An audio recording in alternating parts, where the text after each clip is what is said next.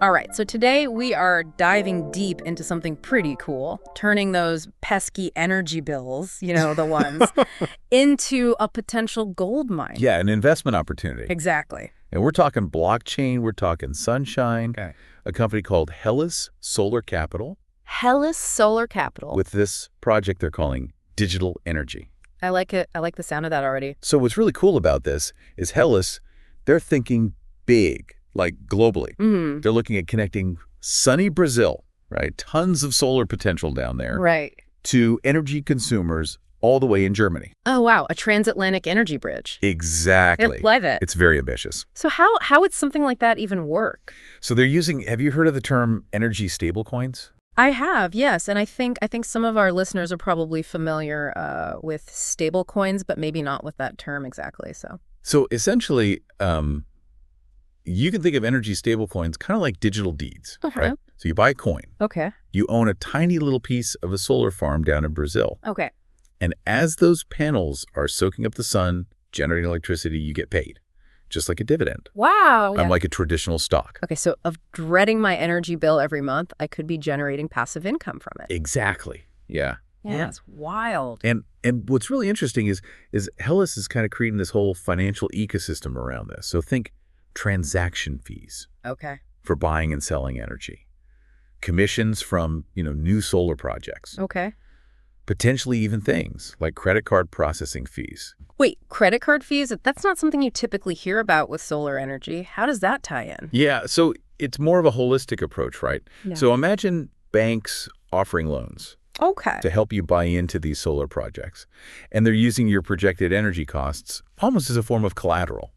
Interesting. So you're kind of investing in your own clean energy future. So instead of throwing money at monthly bills, I could invest that same amount into something that generates passive income. A&D helps the environment. Exactly. Yeah. But how does blockchain technology actually factor into all of this? I'll admit, that part always kind of trips me up a little bit. So you can think of blockchain as like the digital backbone that makes all of this possible. Okay. Right. It ensures transparency. It ensures security for every single transaction. So when your little piece of that Brazilian solar farm starts generating some revenue, those energy stablecoin dividends, they're automatically paid out to what are called smart contracts. So smart contracts are like digital agreements that automatically execute when certain conditions are met. Exactly. That sounds incredibly efficient. Absolutely. Okay. No more waiting for paper checks. Right. Or dealing with administrative delays. Everything is streamlined. It's transparent. It's automated because of the blockchain. That makes sense. And what about the role of traditional banks in all of this? It seems like they would be pretty crucial to making something like digital energy accessible to a wider audience. So HELLES isn't trying to replace banks. Okay. They want to work with them. Okay, good.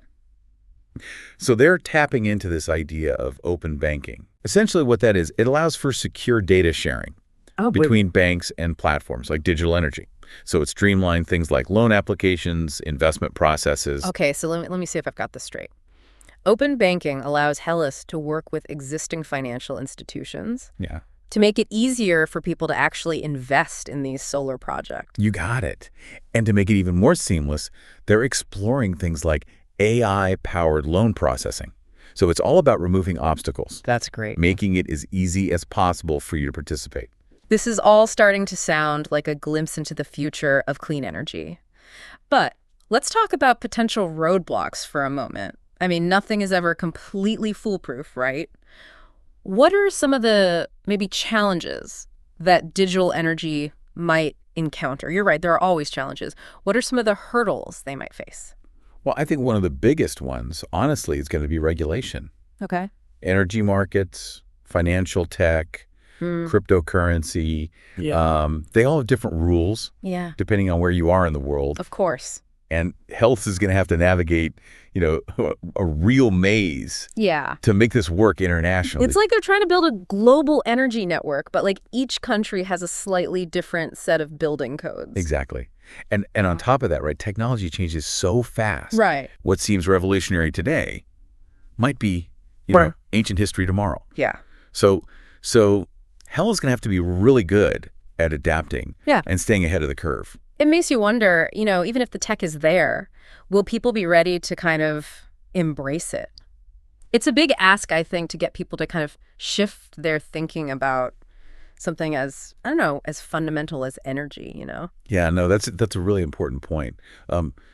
For digital energy to really take off, people need to get it right. Yeah. There's going to be a learning curve, I think, when it comes to blockchain, cryptocurrency, all that stuff. Huh. HELLES will need to do a really good job of making it crystal clear how this actually benefits, the average person. Right, because at the end of the day, it's not just about the, fancy technology. It's about providing real value to people's lives. Yeah. So let's say HELLES nails it. They overcome the regulatory hurdles, the tech works flawlessly, people, buy into the vision. Yeah. What's the big picture impact here? Okay. What could this mean for the future of energy? I mean, if digital energy delivers on its promises, right, we could be looking at a completely reshaped energy landscape. Imagine a world where clean energy projects aren't solely reliant on, government subsidies or big corporations. Everyday people like you could directly fund and benefit from a greener future. It's like democratizing access to clean energy, putting the power, so to speak, in the hands of the people who actually use it.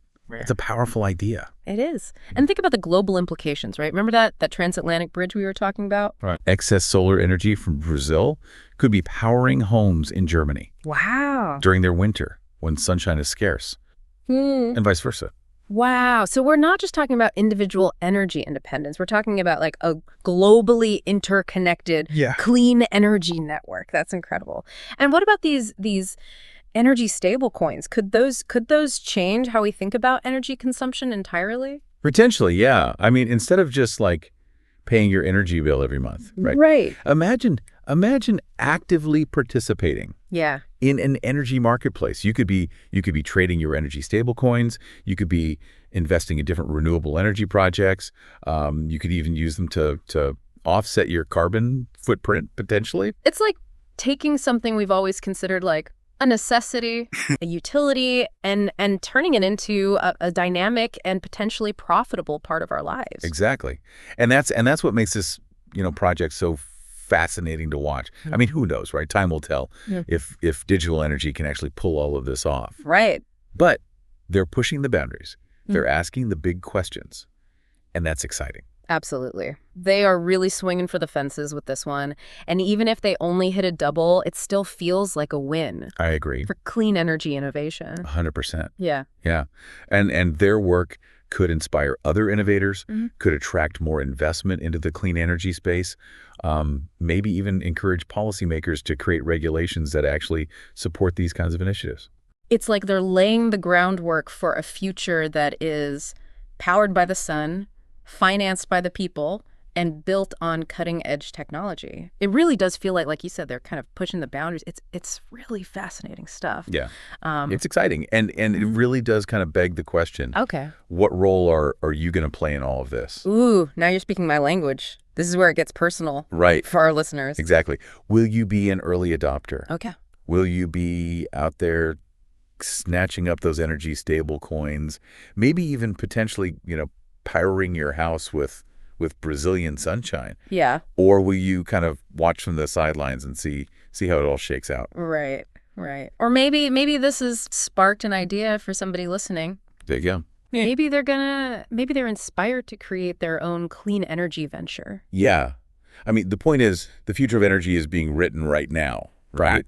It's true. And there are risks, of course. Sure. But there's tremendous opportunity as well.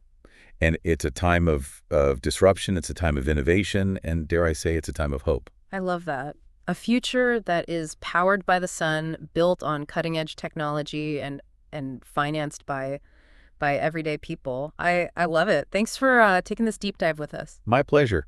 Always fun to chat about this stuff. Absolutely. And listeners, thank you for joining us for another deep dive. We'll catch you in the next one.